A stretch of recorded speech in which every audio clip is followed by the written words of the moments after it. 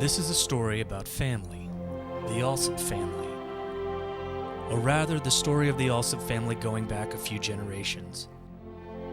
The story of my grandparents, Alton Alsup, his wife Sint, and their 5 children growing up. This is the story of Lori, Carol, Betty, Alton, and Kay. This is an attempt at a record of their lives, compiled from photos and interviews I conducted of my father Al and his sisters at various times over the last 15 years. It is a record not just for my grandparents' 16 grandchildren, or the dozens of great-grandchildren, but hopefully the generations that follow, to link the families of today to their origins in the sweat and sand of America's Gulf Coast.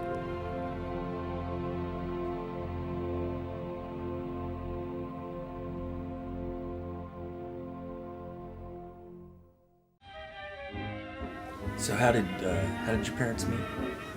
How did they meet? I can't tell you exactly. I know. I think they met at a party at a dance. And they married and lived out at the Coast Guard station, which was out on the beach. She was 17 when she got married because she was 18 when I was born.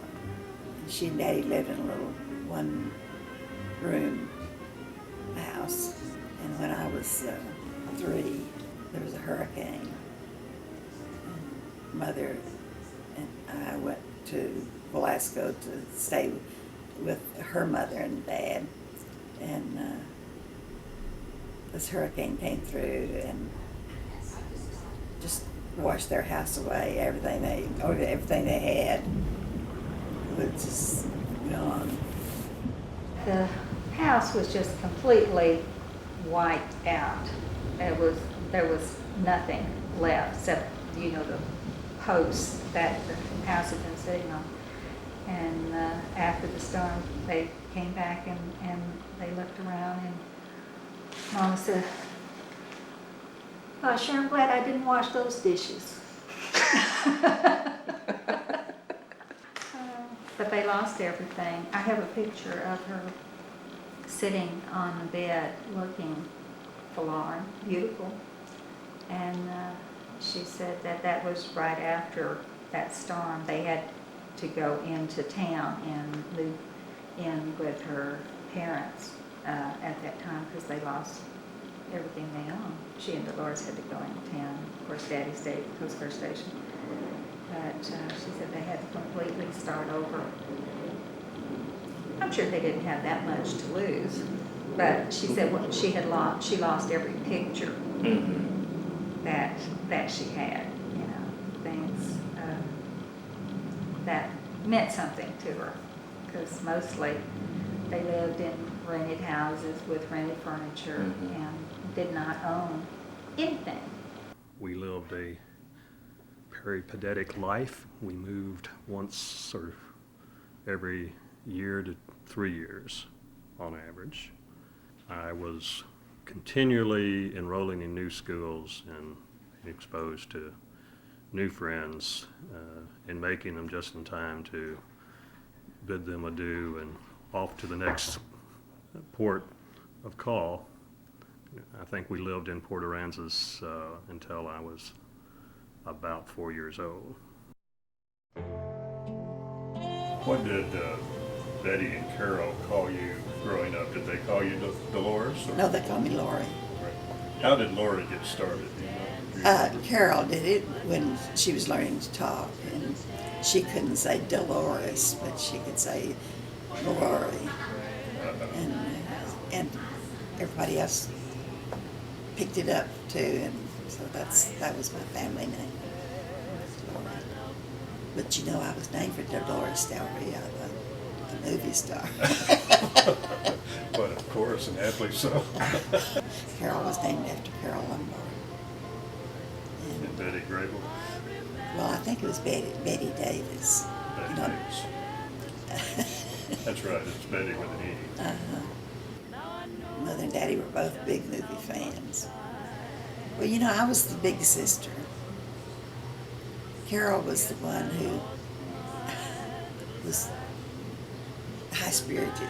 She wanted things her way. Betty was very compliant. So Betty and I would team up against Carol a lot because Carol could hold her own.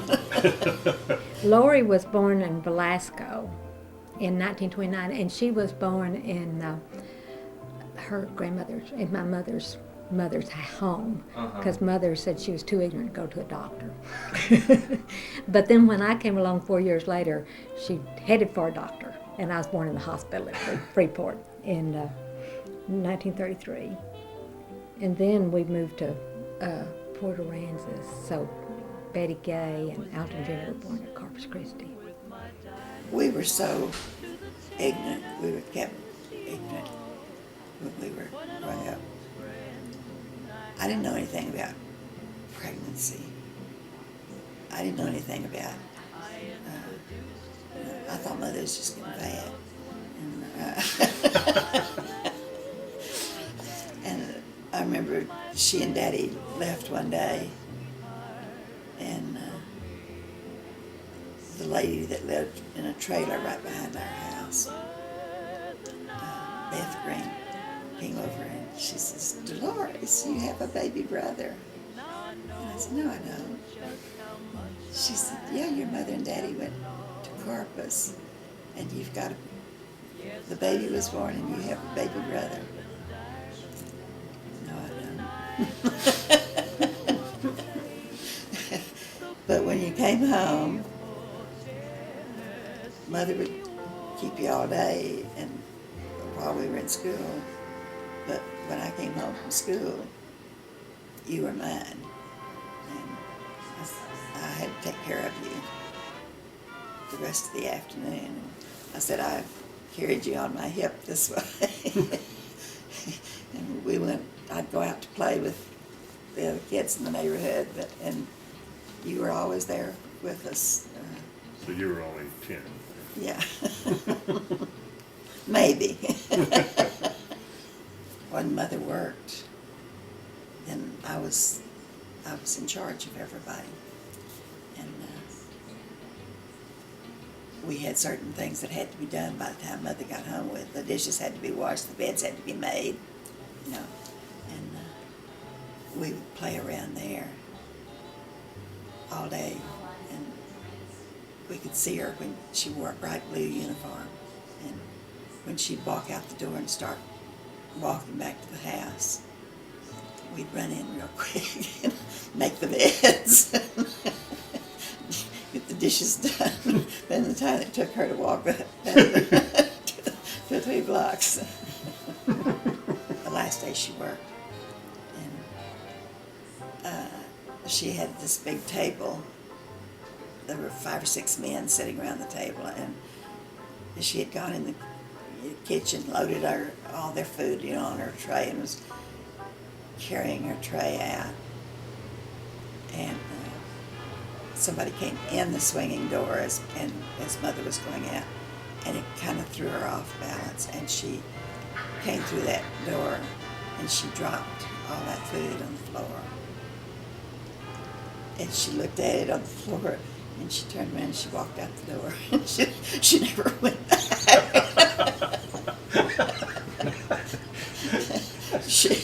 She resigned. Resigned, retired, whatever. She was through. That was a hard time during the Depression. Of course, we didn't know it. The kids didn't know it. I said we were poor as church mice, but everybody else was poor too. So it didn't. We were rich because Daddy was captain of the Coast Guard station, and I mean that was a big deal there. They were such a little town.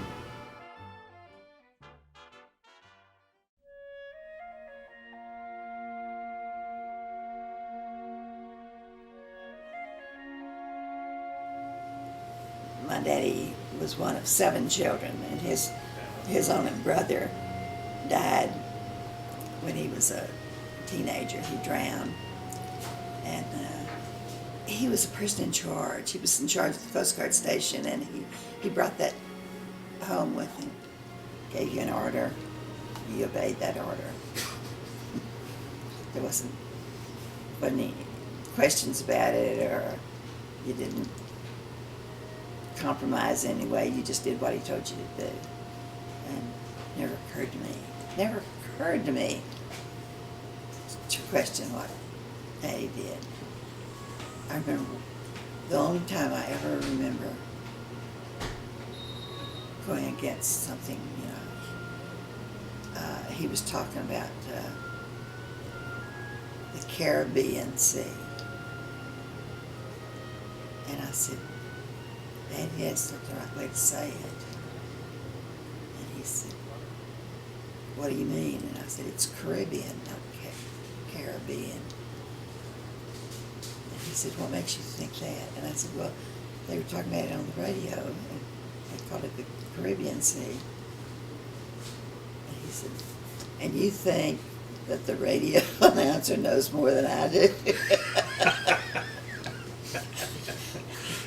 Whoops.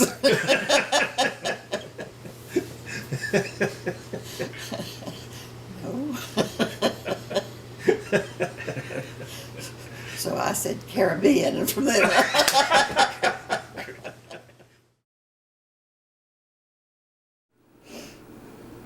I was always real proud of my dad. I always,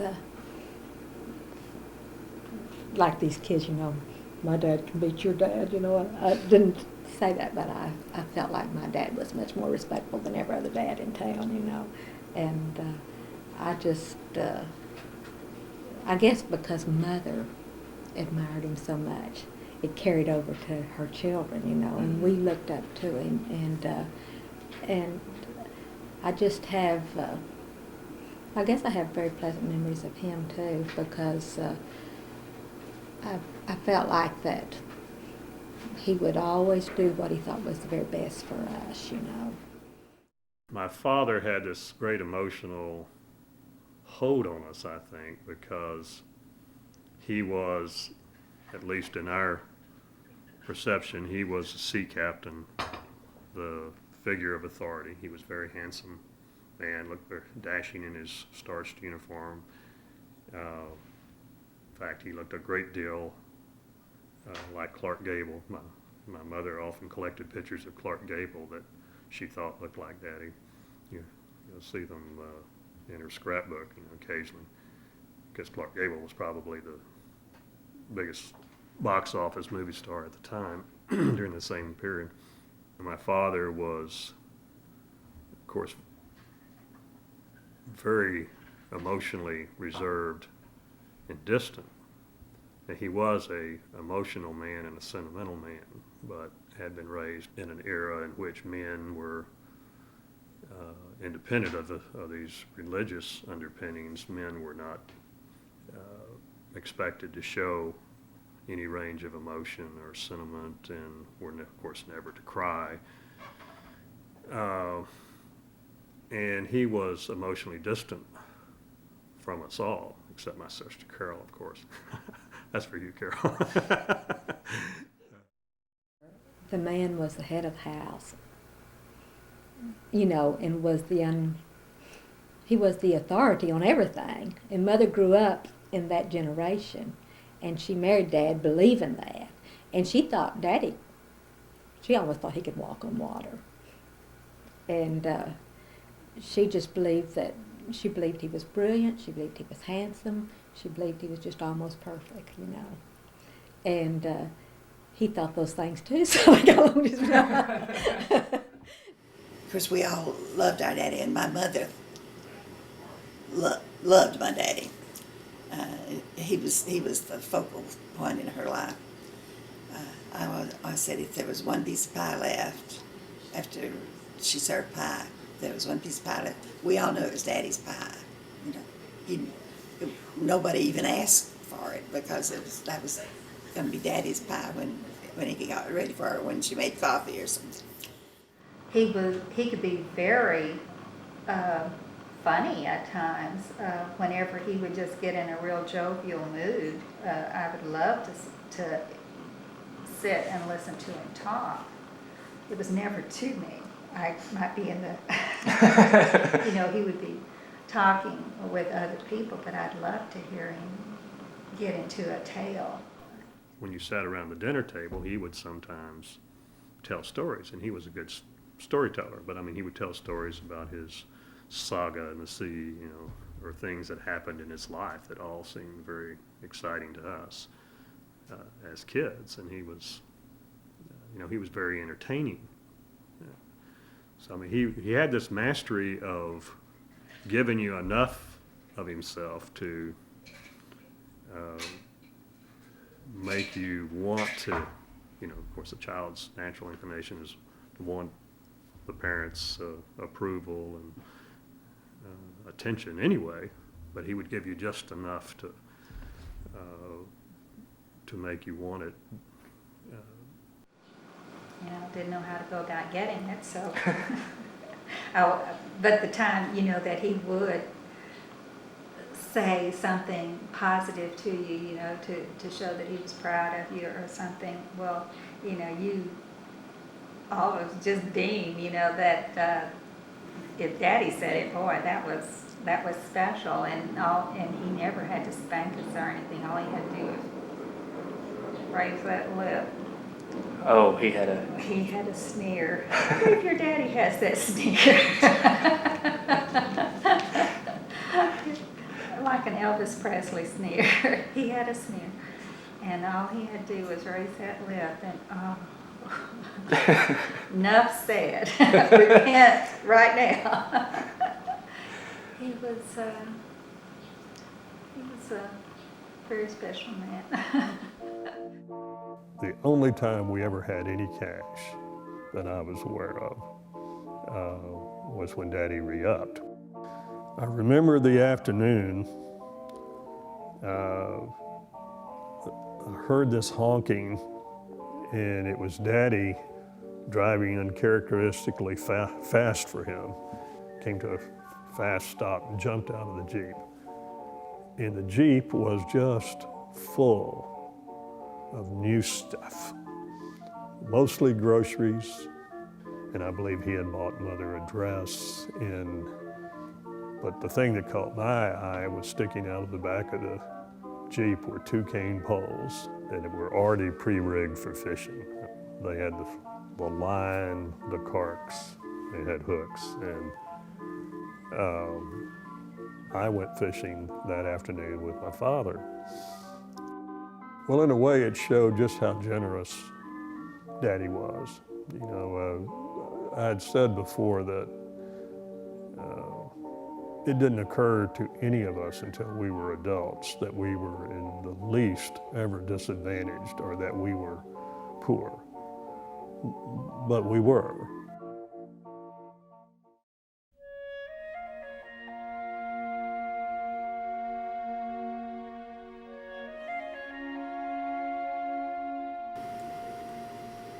Betty and Carol and I, all three slept in the same bed when we were little. But when I turned 12, well, Daddy and Mother let me sleep on the couch in the living room so that we wouldn't be so crowded in bed. And the best thing about sleeping on the couch in the living room was that when Daddy and Mother would have people over, and they'd sit around the table, the dining table, which was just in the next room, I could listen to them talk. And I remember Daddy talking about we're going to get in this war. It's coming. And as soon as we get in the war, I'll be gone immediately. Well, immediately to a 12-year-old means now. Well, Valerie and I caught the bus, went to Ranges Pass to the movie, and as we were coming out, we got on the bus, and the men were talking about the president's speech. Yesterday, December 7th, 1941, a date which will live in infamy. United States of America was suddenly and deliberately attacked by naval and air forces of the Empire of Japan.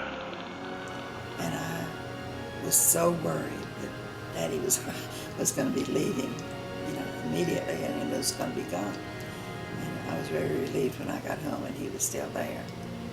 But it was in March that Daddy left, and he got to Panama City, and he couldn't find a place for us to live. There were no houses. There was nowhere to live. And that was his modus operandi, wasn't it, every time? Mm-hmm. He left, and Mother had to take care of everything. Well, Mother got this great big wooden box that something had been delivered to the Coast Guard station, and we always referred to it as the coffin, but it was a big wooden box, and she packed that thing full of everything she could think of that she wanted to save, pictures and favorite toys and favorite books. And it was going to go to Big Mother's house and in her attic or in her closet and stay there. Our refuge between all of our moves was Sinton, Texas, where my father's family was from. My grandmother, Big Mama, and my father's sisters, Aunt Geneva and Toady. Mother sent all of us kids to Sinton while she packed and got ready to leave. And we stayed a week with Big Mother. And when we came home, Mother had sewed and made 3 dresses for each one of us girls with matching bloomers, and had made you a little outfit and had everything packed in a week. Now she did all that so that as we traveled out to Panama City, her children would always be in clean clothes, Anyway, and Mother had never had an experience. And Lori said she missed every bus, missed every connection, and it was during the war, and there was military people every place, and it was very horrendous trip, I think. But I remembered it had been very exciting, so. Took her some incredible, something like 3 days to get there by bus with all of our worldly possessions. And, of course, we were necessarily a sort of nomadic tribe in that we had very few belongings, certainly very few permanent fixtures. Anything that was too big to get packed in a suitcase or knapsack was routinely left behind.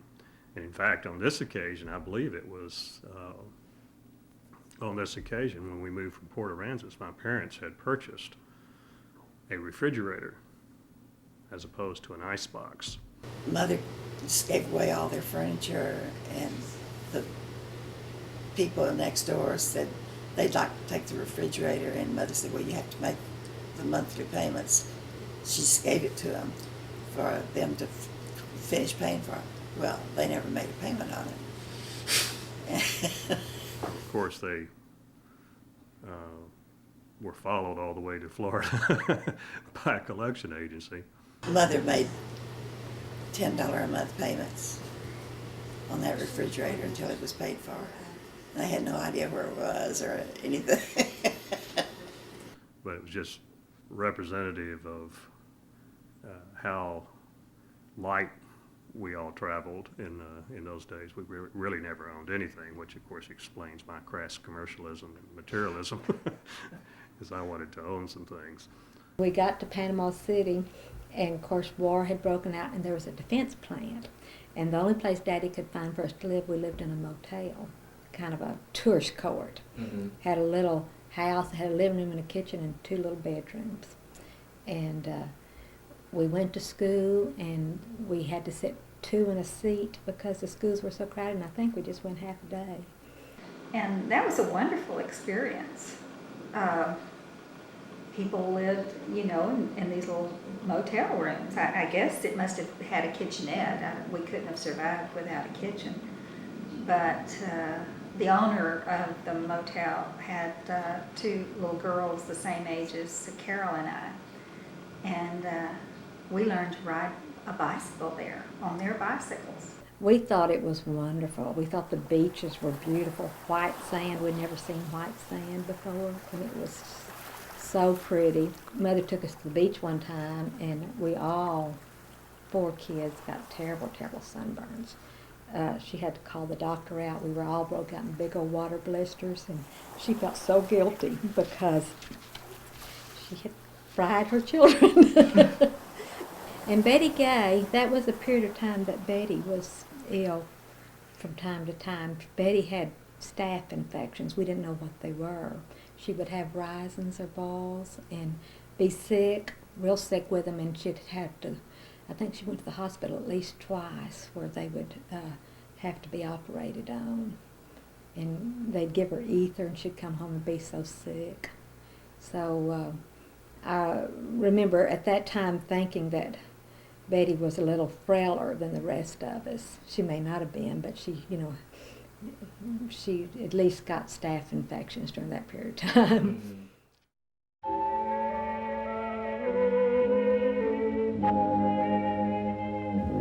Well, my father's natural father, our birth father, was Jesse Robert Alsup. And Big Mother, Edna Moore, was Edna Murda Morris, I guess. And she married Jesse. Jesse died as a young man of pneumonia, as I understand it. The grandfather that most recall, I don't, was Daddy John Moore. Daddy John ran into the side of a bridge when we were very young and was killed. Daddy John was a widower himself, and he had a couple of children, and Big Mother was living in Fort Chadbourne, where my father was born, and she was the postmistress in Fort Chadbourne, Texas. And then of their marriage, Ruth and Truman were born of their marriage. So they were half-brother and sister to Daddy. And so Daddy had, by Jesse, had sisters Lenora or Toady and Neva or Geneva, who lived in the Sinton area. So those were the relatives that we grew up with. That was our family as children.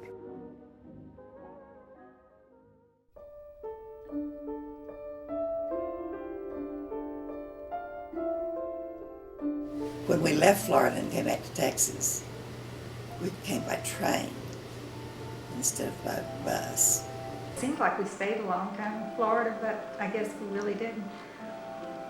And when we were we didn't stay long in Port Arthur at all. And because Dad got his orders to go overseas. And he wanted us to go and live in Sinton with my grandmother. I realized many years later that that was not Mom's choice, but we did it, and we stayed there 3 years. And I remember that as being a very lonely time. Big Mother probably was a very big influence in my life because we lived in the house with her, the 2 years during the war, and then a couple other times for a month or two we would live with her. And of course, her home was by far the largest and grandest home of anyone in our family. At least from a child's perspective at the time, it was columned and had a veranda and was 2-story, which made it look of mansion proportions to me. Of course, this was an old house, and it was built before they had closets. And Mother couldn't stand it that we didn't have a closet to hang our clothes in. So one day she went down to the lumber yard and bought 2x4s and nails and a hammer and went home and built us a closet in one corner of the room. Big Mother had a sister, Aunt Maddie, and Aunt Maddie was a big influence in my life too, because her children had all died. She didn't have any descendants, and she and Big Mother always lived side by side. And Aunt Maddie was much more cheerful and more fun to be around than Big Mother. She was just a more fun person to be with, you know, and I would spend quite a bit of time with Aunt Maddie too. I mean, we really didn't know Mother's side of the family very well at all, other than for a few of the sisters. Our Aunt Maud, who lived to be 100 years old, was a brilliant woman, and Marie and Aunt Blanche, but Mother was one of 14 children. I think 15 if you count one that died early on, and had come from a small town called Palmetto Beach, Alabama. Her father was William Graham, and her mother, Eliza Graham, and Eliza called William Bully. So he was known as Bully Graham, and I'm not sure why. And you probably don't ask. I remember my grandmother slightly. She was a fat woman with gray hair, pulled back in a bun. But then she died when I was young. I remember when she died, Betty was a baby, and Mother was crying, and I can still remember her saying, "Mama never even got to see Betty."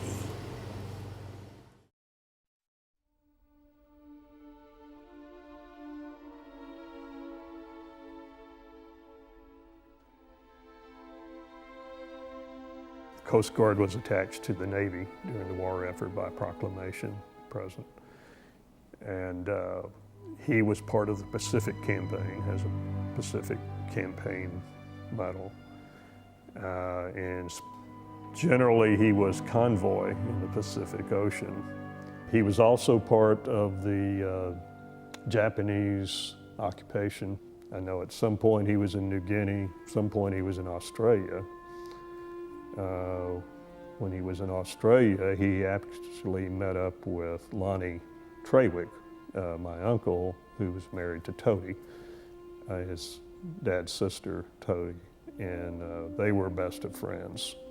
And Lonnie, I think, was in the Army at the time, and they just happened to both be in Australia at the time, so they had a joyous reunion.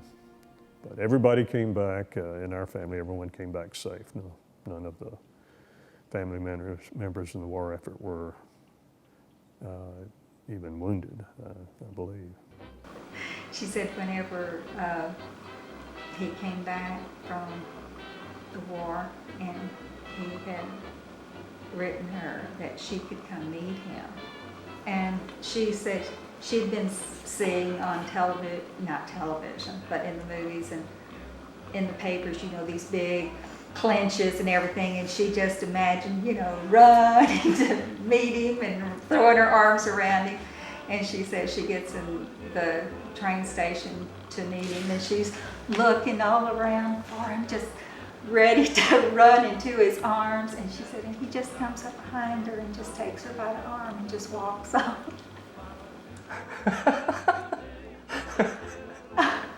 I said, like it's What a romantic. what a romantic cuss, you know. But show affection in that train station, couldn't do it. Daddy had just come back from overseas and was made captain of the port in New Orleans. We moved to New Orleans. And that was really fun. That was like a 3-month vacation because we did a lot of things. It seems like he had a lot of time off, and we did a lot of Mhm. touristy type things in New Orleans. When he re-upped, when his period was up, they always gave you a bonus, and they gave him $300. And he went to somewhere and came with three $100 bills. And he called me in and he said, "Lori, this is for you. You can do anything you want to with it. You can spend it, or you can save it, or you can do whatever you want to it, but this is your money. What do you think you'd like to do with it?" And I said, "I'd like to go to college." And Daddy, who always wanted to go to college, said, "Okay, you can go to college." So I applied to A&I and I got in, and it was easy to get in those days. I went to college. And from there, we were transferred to Surfside. And Mother would not even consider living in town. She always wanted to be right where Daddy was. And so she always wanted to live right as close to the station as possible. And that way he could come home for lunch, and, you know, they just had more time together. When we lived in Surfside, we lived in a tool shed that had been converted into a single-family residence of sorts. Well, then Daddy had this little house, and it wasn't sealed. It was just outside walls. So the 2x4s that held the house together were like little shelves in the house, and we put things on them to decorate. And there was a screened-in porch, and they put a bed out on the screened-in porch for me to sleep in. And I had that private little room. And in the living room was a 3/4 bed, and Betty and Carol slept in it. I slept on the couch. Mother and Daddy had the bedroom. I remember it as being quite a different place. It was a special place. It was a little house on the prairie, John Boy kind of existence. And I remember it so clearly because it was a special existence where we were truly on an island, set apart from the rest of the world. Although we went to public schools and drove in on a school bus every day, once we got home, then we had this idyllic little world of our own in which we had the island to ourselves, and it I guess was inhabited only by us few residents and Bramer cattle, Bramer bulls primarily, that were kept there to graze by King's Ranch.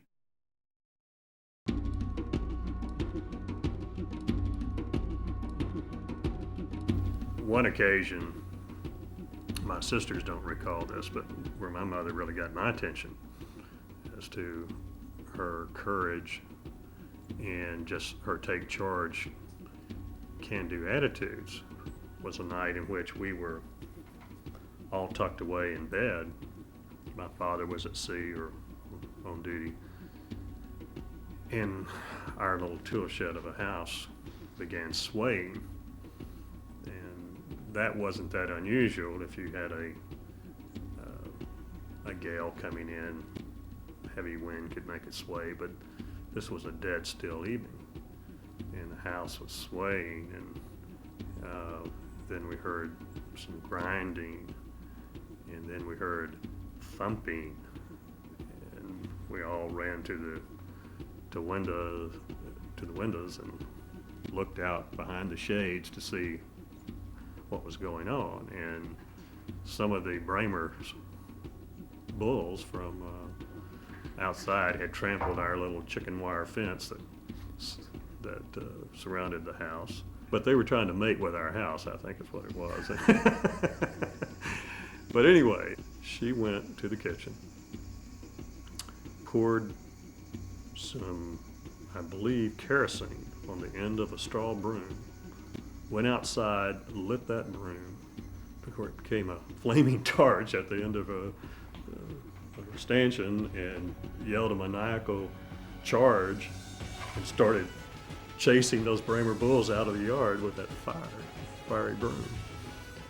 And they did. I mean, as soon as they saw her with that broom, they saw that they were overmatched and turned around and with their tails figuratively between their legs, went back out where the fence had been breached. But I mean, that's just my mother. I mean, I was pretty impressed with that. My eyes got about the size of saucers, and that sort of defined the limits of how far that I thought I could push my mother. At the end, I knew she could always like that broom and come after me.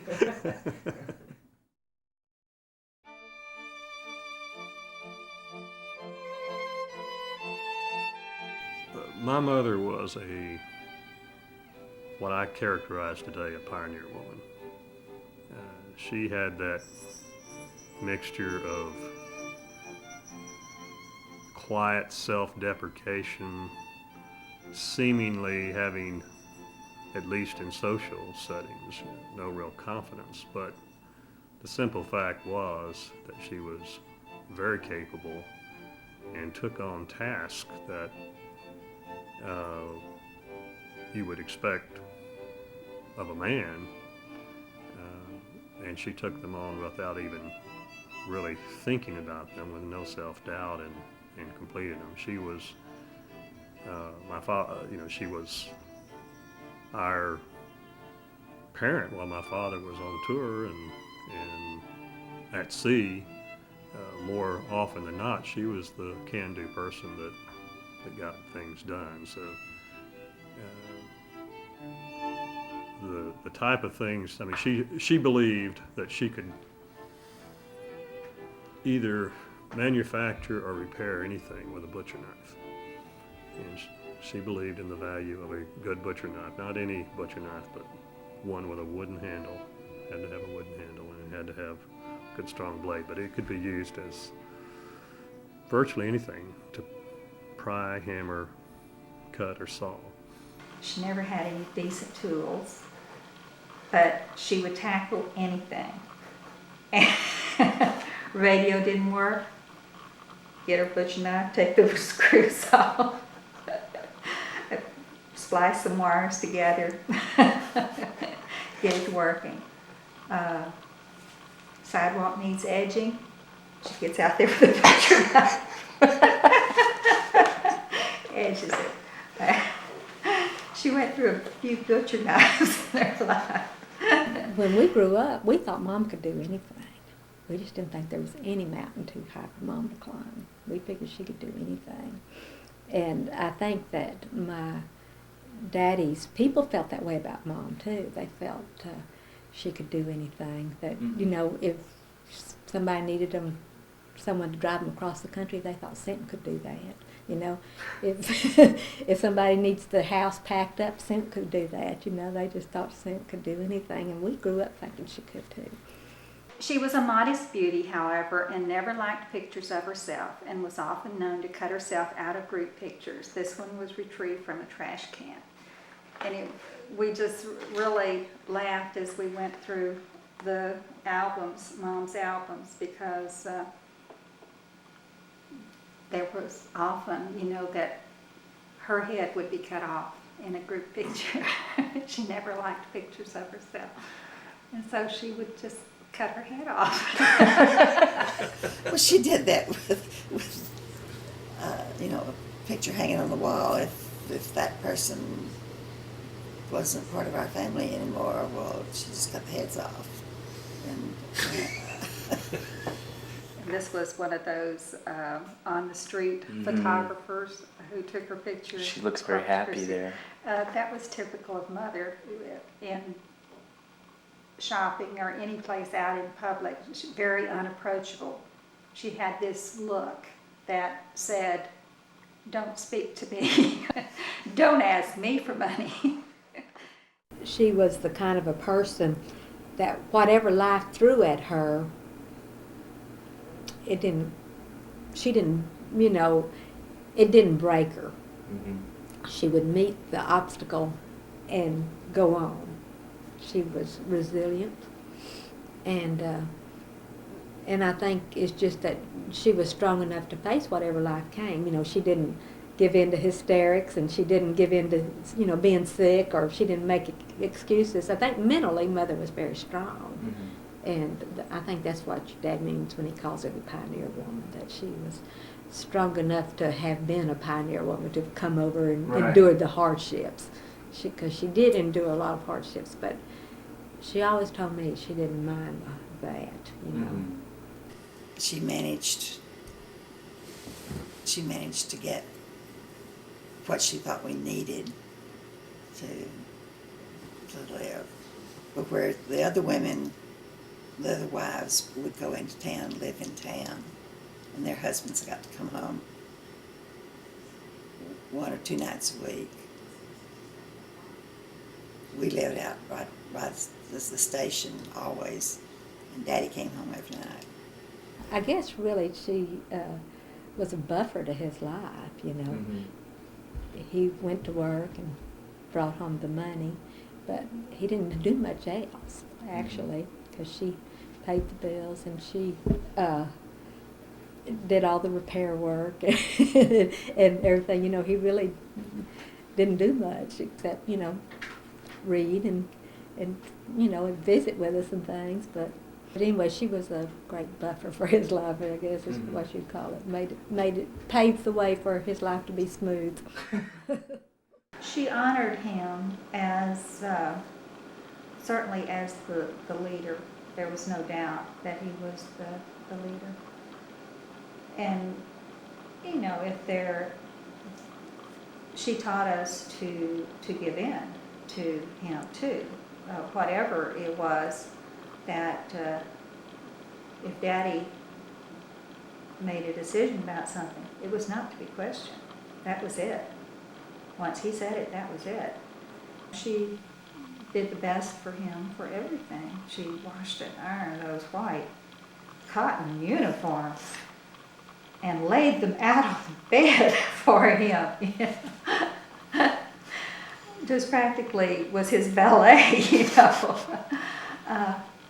And I don't think he ever thought of it as anything other than what a wife was supposed to do, you know.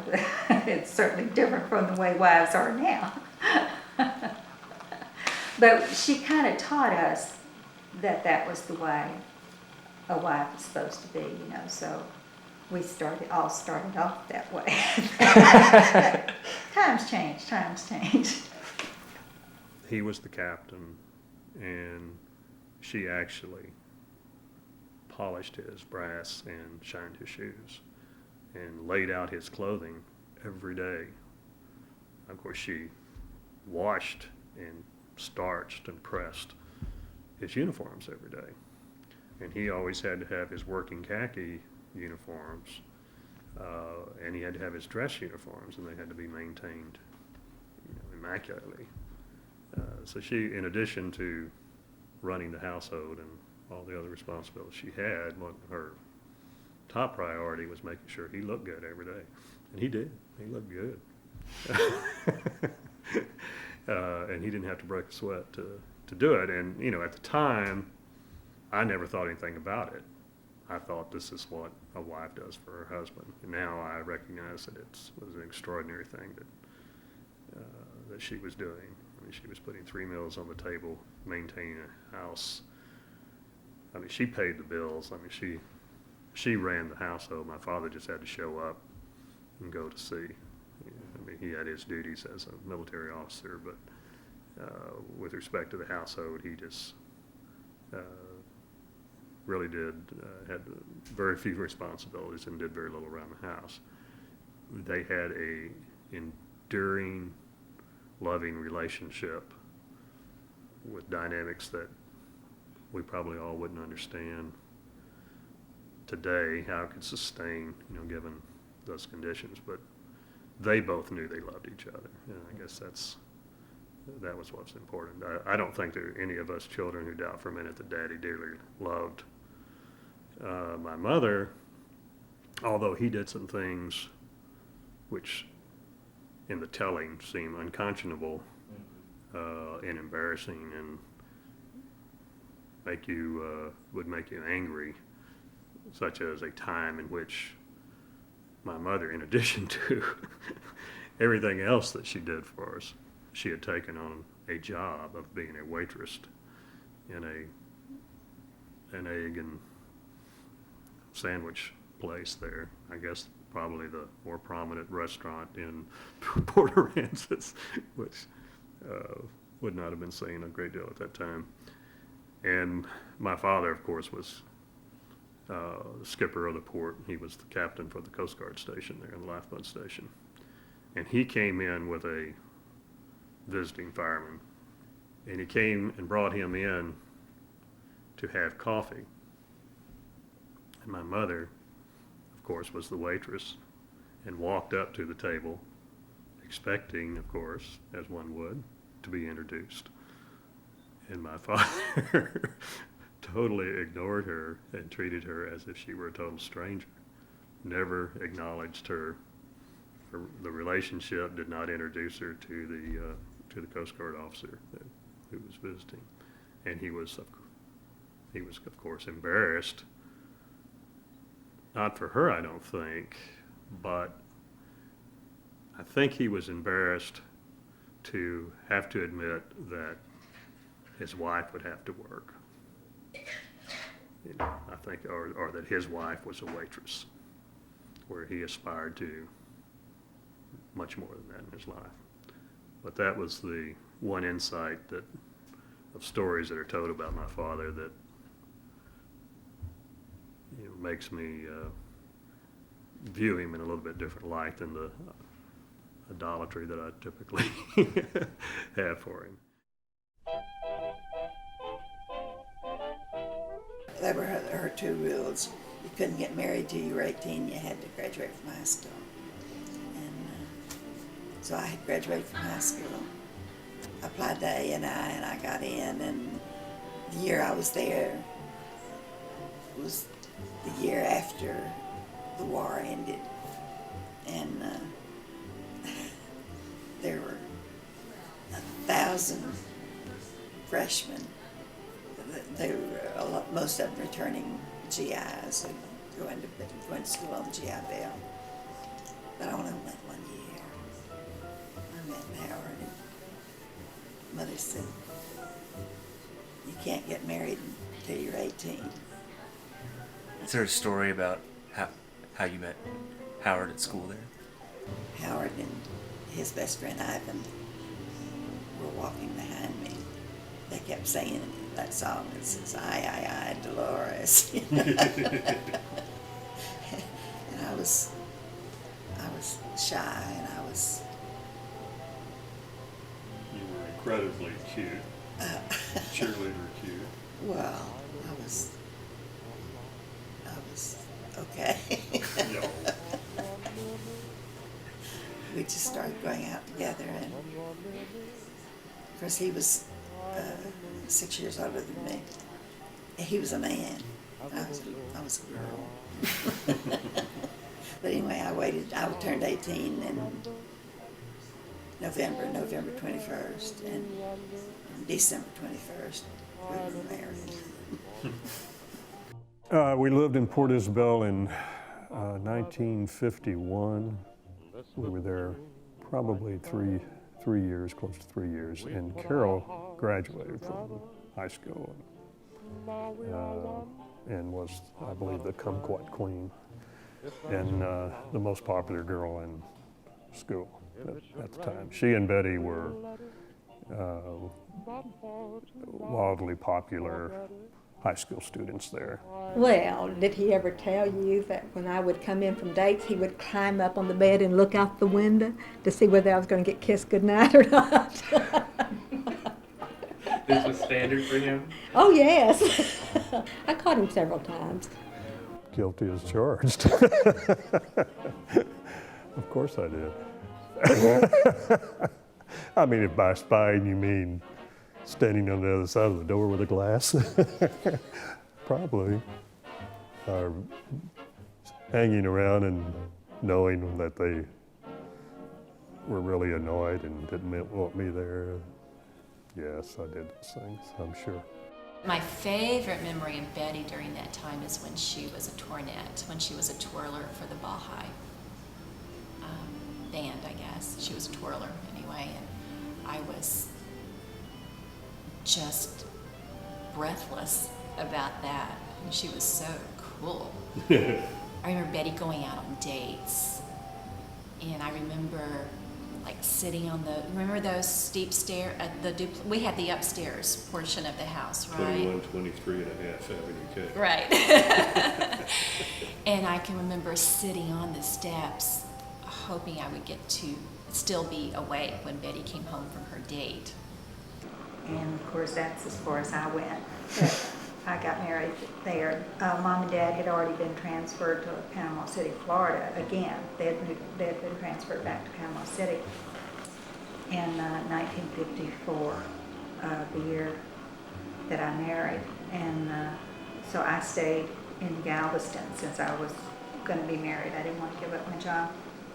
She and Fred were, I guess, high school sweethearts. At least Betty's last year at Ball High. Betty was only 18 years old. It was a wonderful occasion. Carol's, I have a better recollection of it because it was at the Senton Church of Christ, and it was a very formal wedding with Carol in a beautiful white gown. And as I recall, Carol had wanted me to sing the ballad Because, you know. It was really pretty bad, but my Aunt Geneva afterwards reassured me that it wasn't as bad as she thought it was going to be. I remember being rushed to the hospital, and I remember a lot of people around me. And Carol tells me she was home during this time, and she was in the car, and one of the people who helped take me to the hospital. And I remember I had to stay in the hospital a really long time. I think it was only 3 or 4 weeks, but it seemed forever. And back then, they didn't allow anybody to be in the polio ward. So I was a 5-year-old child who was completely separated from my family, and I was there all by myself. We were, of course, very worried about her, and particularly since we couldn't visit. You know, we were quarantined, and we all had to go through very painful inoculations at that time with a drug called gamma globulin. I was very lucky I didn't have any muscle damage, because I had another friend in elementary school who had had polio at the same time, and she walked with a limp, and I was very fortunate in that regard. So came out of it relatively unscathed. We moved to Houston when I was 8, so Daddy retired from the Coast Guard right before I turned 9, I guess. And then it was just 3 of us in the Houston house, and he started working for Johnny Carnegie at the auto store. And people started calling him Jim instead of Alton, which I thought was very strange. And he acquiesced in it. He did, yeah, which I thought was even stranger. You know, life in our family, just the 3 of us, was very easy for me up until Daddy got sick. I mean, Mother had virtually no requirements of me at all. Sounds very different from the way all of y'all were raised. I didn't have any specific chores. I didn't have a bedtime. All I had to do was go to school and make decent grades. They didn't even request me to make great grades. So I complied.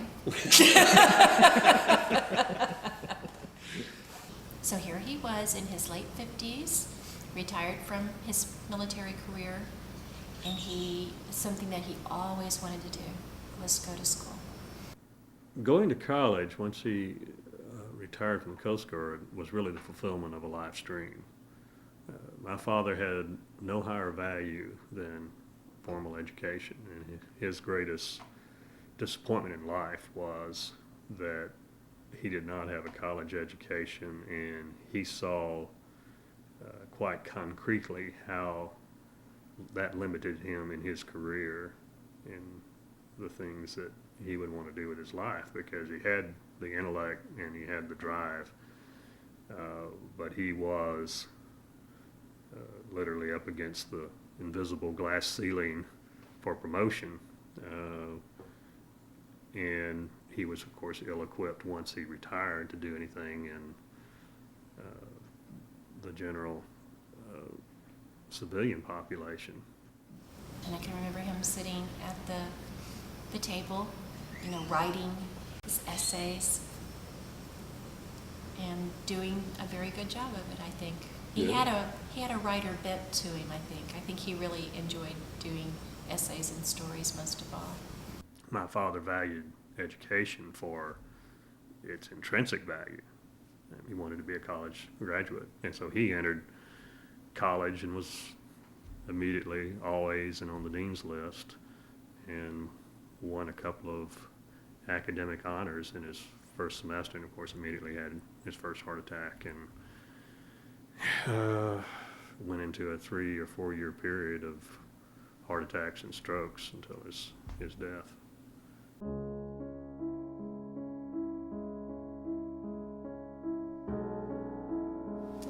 It was just scary. It was just scary. You were aware of everything that was going on? No, Mother never talked to me. I didn't know a lot. I didn't know hardly anything. But I remember being told that Daddy had had a stroke, and we went to the hospital to see him, and I could see him lying on a bed, and his hair had turned completely white. And he was just, lying there kind of unconscious, and it was terrifying. And then he was never Daddy again, And this is so typical. So he's in the hospital for, I think, months, certainly weeks, but a very long time, where Mother and I had actually kind of gotten into a rhythm of it being just the two of us at the house. And he was in the hospital in Galveston, and so a lot of times Mother would go to visit him during the day when I was at school, and so I didn't actually go visit very often. And then one day I come home from school, and Daddy's home. Now, Mother had not said, wow, I'm going to have a great surprise, or a wonderful event is going to happen today. Your father's well enough to come home from the hospital. She is. I came home, and there he is, and his bad side is very bad, and his arm is like this and in a sling, and he's got this brace on his leg, and his hair is completely white, and he's gaunt, and he's got a cane and a wheelchair. And his face is misshapen, as I recall at that point. And he can't talk. Yeah. And it was scary. And that was such a difficult thing for him, because he had been such a fit man and athletic and handsome, and now to fairly early on in life, I mean, he was not an old man, but he means in his 50s, he was suddenly helpless. I think it was just that he was just at that point where he was bored, silly, because he'd always been a real active person, and here he is, completely incapacitated, one side of his body paralyzed, where he couldn't drive, he couldn't do anything without Mother assistance, and here he had been the strong one, he thought, all these years, and mother was having to do all these things for him, and he didn't know how to accept it and to live with it. Didn't want to live with it. Didn't want to die, but he didn't want to live that way either. I had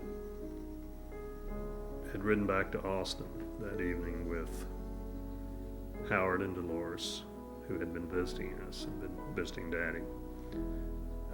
And I had been home because, I believe because Daddy was ill. And I was going to study for the bar exam during that period of time, and he became ill. In any event, I had to register for the bar exam the next day, and I had to be present in Austin because the next day was the deadline. So I left that evening, had a free ride back to Austin, and then I was going to turn around and come right back by bus, as I recall. And that was one of the rare occasions when my father gave any kind of clue that anything might be imminent, and I didn't recognize the signal at the time, but I mean it was unusual for him to seek me out if I were leaving or anything, or to have any really direct conversation. But he said something like, "Do you really need to go tonight?" And he was sitting in his lounge chair in the living room, and I said, "Well, yes, I do," and I explained that I had to be there the next day to file the affidavit. And he said, "Well, okay," and he extended his hand to shake my hand, which also was a little, not entirely unusual, but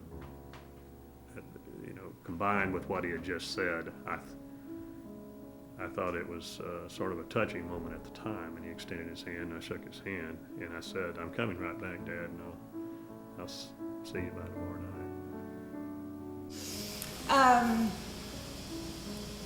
He started throwing up a lot. And then she realized this was beyond her, that this was really bad. And the thing is, he had seemed to be getting a little better about that time. And she called Uncle Truman. And he said, "Oh, you have to call an ambulance, and I'll meet you at the hospital." And they come in, they carry him out. And so I was 16, just turned 16. And Mother came to me and she said, "Do you want to come with me to the hospital, or do you just want to stay here?" And I took the coward's way out, and I said, "I'll just stay here." And she went off all by herself. She rode in the ambulance with them. And Uncle Truman met her at the hospital. And poor Mother. It was so hard on her. Yeah, Mom was hurt when he died. She called me in the middle of the night that she was at the hospital and Daddy had just died. And I felt terrible that I wasn't with her, and felt like I should have been there. But she said that he didn't tell her goodbye, and that hurt so much. It was like he didn't realize that was the end. She said it was like he was still trying to impress the nurses, trying to be jovial. You know, the way Reagan was. When he was shot, saying cutesy things to the nurses. She said that's what he was doing when they took him off. He was trying to make jokes. And she said, and then they came back and told her that he was dead. She said, he could have told me goodbye. He could have said something to me. Instead, she said he didn't even look at me. He just went on. And it hurt. So she said, "Where were you?" And I said, well, Mom, you know where I am. I was writing back, She says, "I needed you. Where were you?" Which, of course, at the time I felt terrible about it, that I had let her down at a critical time when she was really in need of the support. I mean, I was the nominal man of the family, I guess, under those conditions anyway, and I wasn't there. And Uncle Truman brought her home, and then she came into my room, and she said, "Daddy's gone."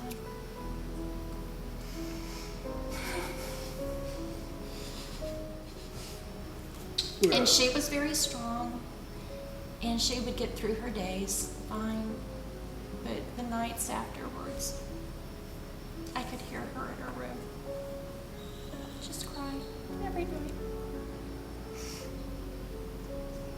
But you wouldn't see it during the day. She'd come out and do what she had to do.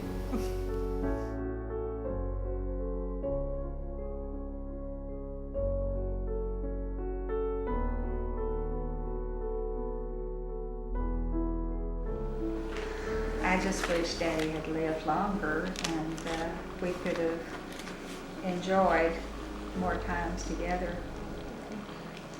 It's unfortunate that he became ill, as early as he did, before he got to know his grandchildren and everything.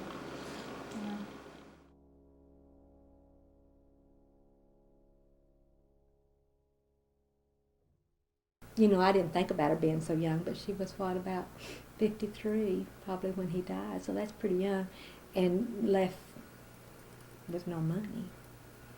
She didn't know how to go about looking for a job even. So we offered her our rent house if she wanted to come to Austin, and then Kate could go to college. She could go to the university. It was perfect size for them. It was a 2-bedroom, 1-bath house, and they got along just fine living over there. And Mother automatically gives me the master bedroom. And I automatically took it. She said, "Oh, you've got so much going on in your life, so many things going on, and you'll have more clothes, and you need more room. This should be your room." I think you're right. Thank you, Mom. And then she ventured out herself and found a job for herself as a dispatcher for the Yellow Cab Company. And so our first year there, I started going to UT, but I lived at home with Mom. And I really wanted to live on campus. Because all I did, I was just in class in the morning, and I had to dress appropriately for my office job in the afternoon. But during this time, I had met Andy Jackson in August before my sophomore year on a blind date. And so we met in August. I went off on a little vacation with Uncle Lonnie, Aunt Toadie, and Terry. And Andy went on a trip to Malibu, and he was gone. So we met, went away, came back, started dating again. So started dating again in September, and we were engaged in October. So I saved up $300, and I was able to have my wedding. And my wedding cost $300.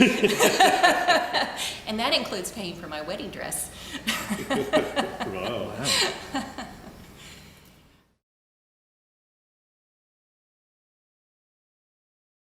Mother was always a happy person in that she sang around the house all the time.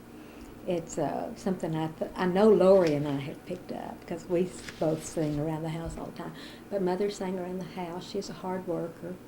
She never had much materially, but it didn't bother her. She told me, she didn't mind not having material things. And she was satisfied with her lot, I guess. She was quite a fantastic woman, really. The older I get, the more I know, I've lived through some things, the more I appreciate what she did and went through. She just took life as it came. When it was good, she enjoyed it, and when it wasn't, she just gritted her teeth and carried on. And when it got to the end of her life, she had no interest at all in extending it. Mm-hmm. She saw it as it was time for it to be over, and just let's get on with it and get it over with. So you kids can get on with your lives. That's the way she was. Mm-hmm. And you had to respect that. She was a wonderful person. I think all of us felt like she was our friend whenever we reached adulthood. While we were kids, she was definitely our mother. No doubt about it. But whenever we got to be adults, well, then she became our friend. I think we had a wonderful family. I loved our extended family, our great aunts, Toady and Uncle Lonnie were just wonderful, and Aunt Neva. And I think we had a great family, and it was fun growing up in. They must have done something right, because we all turned out principled, and I think all my sisters are among the finest people I've ever known, as were my parents.